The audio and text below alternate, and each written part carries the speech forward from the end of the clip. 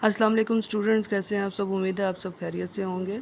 आज का हमारा जो टॉपिक है वो ट्रूथ टेबल के ऊपर है। तो बेसिकली ट्रूथ टेबल करने से पहले हमें ये पता होना चाहिए कि ट्रूथ वैल्यूज़ क्या हैं या बूलियन प्रोपोजिशन क्या है। तो ट्रूथ वैल्यूज़ में हमारे पास ये कंडीशन होती है, हम ये जज करते हैं कि जो प्रोपोजिशन है वो ट्रू है या फॉल्स है, जो कि डिपेंड करती है टू वैल्यूज़ के ऊपर या फिर टू वेरिएबल्स या टू कंडीशंस या टू चॉइसेस के ऊपर डिपेंड करती है। अब टू चॉइसेस कैसे हो सकती हैं? तो टू चॉइसेस ऐसे है कि लाइक फॉर एग्जांपल एक स्टेटमेंट है हमारे पास कि मुझे आज होमवर्क मिला है, और वो होमवर्क सही है या गलत है वो डिपेंड करता है टीचर के ऊपर कि टीचर चेक करके बताएगा होमवर्क सही है या गलत है, यानी एक पर्सन के ऊपर डिपेंड करता है।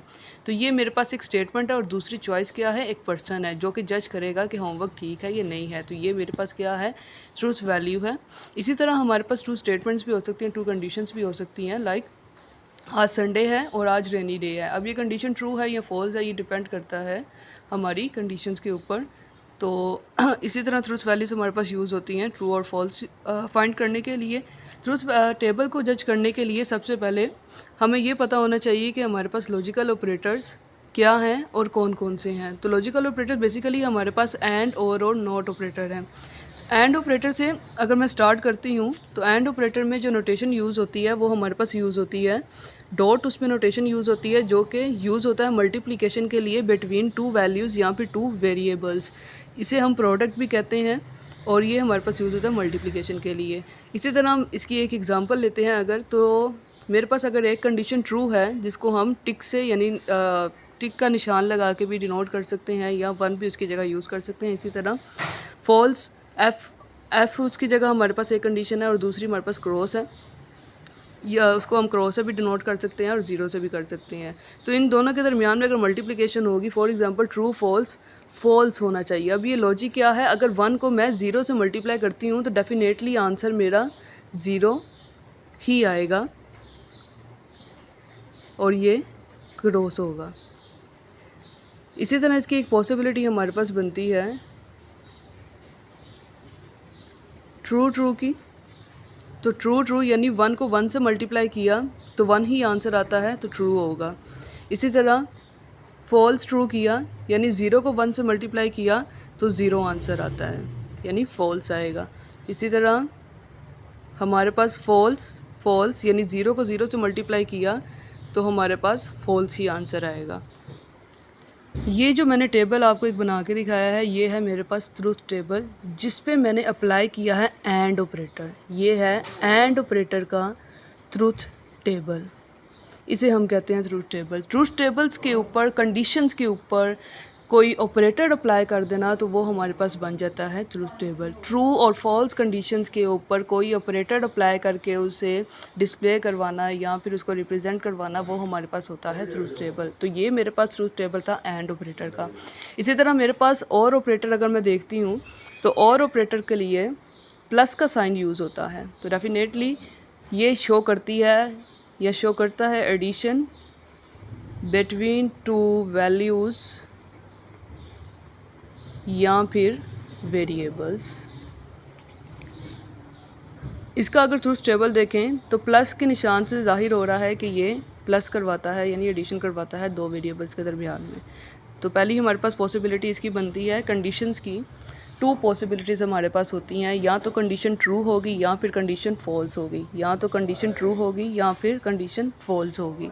तो ये दो पॉसिबिलिटीज़ हमारे पास बनती हैं। दो पॉसिबिलिटीज़ के ऊपर डिफरेंट दो कंडीशंस के ऊपर डिफरेंट पॉसिबिलिटीज़ कैसे बन सकती हैं एक टेबल में। पहले हमारे पास ट्रू फॉल्स, फिर हमारे पास आ जाता है फॉल्स ट्रू, या फिर ट्रू ट्रू फॉल्स फॉल्स। ये चार पॉसिबिलिटीज़ हमारे पास इन दो कंडीशंस पे डिपेंड करती बनती हैं। प्लस करवाना है तो मैंने जैसे कि आपको बताया इसको हम वन या ज़ीरो की नोटेशन से वैल्यू से भी याद रख सकते हैं, जिससे समझना ज़्यादा आसान होता है। तो ट्रू का मतलब था वन, फॉल्स का मतलब था ज़ीरो। अगर मैं वन प्लस ज़ीरो करवाती हूँ तो मेरे पास आंसर आएगा डेफिनेटली वन में कोई भी वैल्यू ज़ीरो में कोई भी वैल्यू प्लस करवाएं तो वो वही वैल्यू आती है जो कि हमने प्लस करवाई होती है। तो वन प्लस ज़ीरो करवाया तो यहाँ पर वन ही आ जाएगा, यानी कि आंसर ट्रू आएगा। इसी तरह फॉल्स और ट्रू ये भी हमारे पास ट्रू हो जाएगा। ट्रू ट्रू डेफिनेटली ट्रू हो जाएगा, वन प्लस वन वन ही आएगा। फॉल्स फॉल्स यानी 0 + 0 0 ही होगा हमारे पास, ठीक है। ये हमारे पास ट्रूथ टेबल था और ऑपरेटर के लिए। इसी तरह हमारे पास truth table for not operator. तो नॉट ऑपरेटर का ट्रूथ टेबल बनाने से पहले हमें ये पता होना चाहिए कि नॉट ऑपरेटर की वर्किंग क्या है और वो वर्कआउट कैसे करता है, या उसमें पॉसिबिलिटीज़ क्या होती हैं कंडीशंस की। तो नॉट ऑपरेटर में हमारे पास साइन यूज़ होता है कुछ इस तरह, या फिर ये भी साइन, या फिर स्लैश इस तरह, ये साइन हमारे पास हो सकते हैं। तो पेपर में या आपसे बोर्ड एग्ज़ाम में एमसीक्यूज़ पूछा जा सकता है इन तीनों नोटेशन को देके कि इसमें से कौन सी नोटेशन ठीक है अकॉर्डिंग टू नॉट ऑपरेटर। तो उसमें ये तीनों चांसेस हमारे जोन से हैं, ऑल अबव मेंशन में हमारा मार्क होगा। या तीनों में से कोई एक भी आता है तो वो बिल्कुल ट्रू होगा। अगर तीनों में से दो आती हैं और फिर आपको ऑप्शन दे के पूछा जाता है कि इन दोनों में से कौन सी है, या फिर नन ऑफ देम है, या फिर तीसरी कोई और ऑप्शन दी जाती है, तो डेफिनेटली जो करंट आपके सिलेबस में यूज़ हो रही है नोटेशन, आप उसी को यूज़ करेंगे। इसी तरह अब इसके ऊपर हमारे पास नॉट ऑपरेटर में, नॉट ऑपरेटर हमेशा इन्वर्स रिएक्शन हमें देता है। लाइक अगर हम उसको कहते हैं कि कंडीशन ट्रू है यानी काम ठीक हुआ है, तो उसका हमेशा रिस्पॉन्स होता है आपके रेसिप्रोकल, आपके ऑपोजिट वो रिस्पॉन्स करता है। वो कहता है नहीं, अगर तुम ठीक कह रहे हो तो मैंने आंसर गलत देना है। यानी कि वो डीट है थोड़ा सा बच्चों की तरह। तो यानी ट्रू तो वो फॉल्स आंसर देगा, अगर आप फॉल्स कहेंगी तो वो ट्रू आंसर देगा। तो ये हमारे पास बेसिकली नॉट ऑपरेटर की जो पॉसिबिलिटीज़ हैं वो हैं। ये हमारे पास ट्रूथ टेबल था नॉट ऑपरेटर का। अब एक टॉपिक हमारे पास आता है जी, truth table for complex boolean expression. Complex boolean expression क्या हो सकता है कि हमारे पास नॉट ऑपरेटर के ऊपर एंड ऑपरेटर अप्लाई कर दें, या फिर नॉट ऑपरेटर के ऊपर और ऑपरेटर अप्लाई करके देख लें, या फिर किसी एक ऑपरेटर के ऊपर दूसरा ऑपरेटर अप्लाई करके देखना, वो हमारे पास होता है कॉम्प्लेक्स बुलियन एक्सप्रेशन। अब यहाँ पर आपके सिलेबस के मुताबिक जो एग्जांपल दी गई है वो हमें दी गई है नॉट ऑपरेटर के ऊपर एंड ऑपरेटर को अप्लाई किया गया है। लाइक मेरे पास एक टेबल बनाया गया है वेरिएबल p के नाम से, और नॉट p का जो आंसर पहले हमारे पास आया था, नॉट का नॉट ऑपरेटर पे डिपेंड करता हुआ जो कंडीशंस हमारे पास निकली थी, जो पॉसिबिलिटीज़ निकली थी, जो कि ये हैं फॉल्स और true.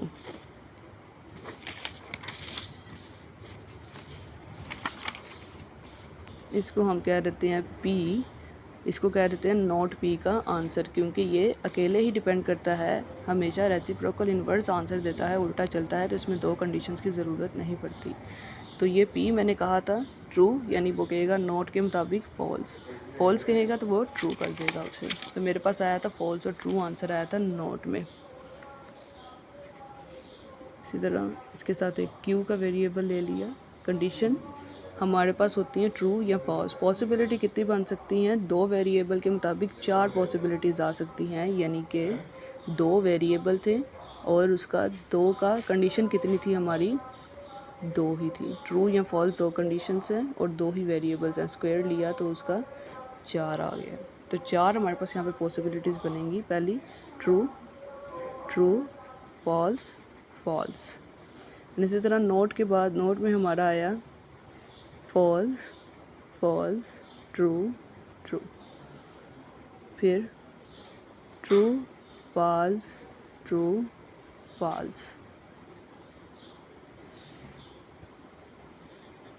Not p and operator apply हो रहा है नॉट ऑपरेटर के ऊपर q, यानी ये और ये एंड ऑपरेटर के मुताबिक इन 2 कॉलम्स को अब यहाँ पर रिप्रेजेंट करना है। तो एंड ऑपरेटर में नोटेशन क्या होती है, डॉट, यानी मल्टीप्लिकेशन डिनोट करता है, प्रोडक्ट लेना होता है इस ऑपरेटर के मुताबिक हमने। तो फॉल्स ट्रू, यानी 0 को मल्टीप्लाई किया 1 से तो 0 ही आएगा, तो इधर आंसर हुआ false true false, true false. तो ये हमारे पास था कॉम्प्लेक्स बुलियन एक्सप्रेशन। इसमें अगर आपको कुछ ना समझ आए, कोई मसला हो, इन टेबल्स को कैसे लिया है, कैसे इनकी वैल्यूज़ चार चार ली हैं, या इनको पहले ट्रू ट्रू क्यों किया है या फॉल्स क्यों किया है, फिर false true one by one क्यों लिया है, ऐसे की कोई लॉजिक्स में समझ ना आए तो आप बिला झिझक क्वेश्चन कर सकते हैं, कमेंट कर सकते हैं, पूछ सकते हैं। ओके, अल्लाह हाफिज़। उम्मीद है आपको लेक्चर समझ आया होगा।